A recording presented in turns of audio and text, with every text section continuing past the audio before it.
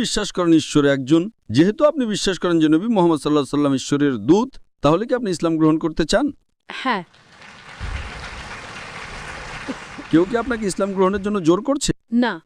আপনি কি এটা নিজের ইচ্ছায় করছেন? হ্যাঁ। ঠিক আছে, ইনশাআল্লাহ আমি আরবিতে বলবো আর আপনি আমার সাথে বলতে পারেন।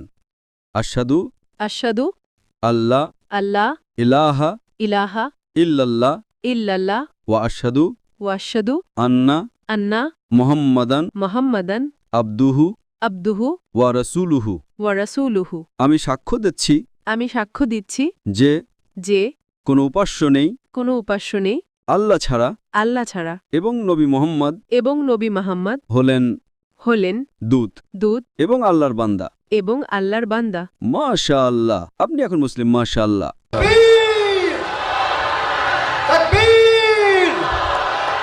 বোন, আল্লাহ সুবহানাহু ওয়া তাআলা আপনাকে পুরস্কৃত করুন।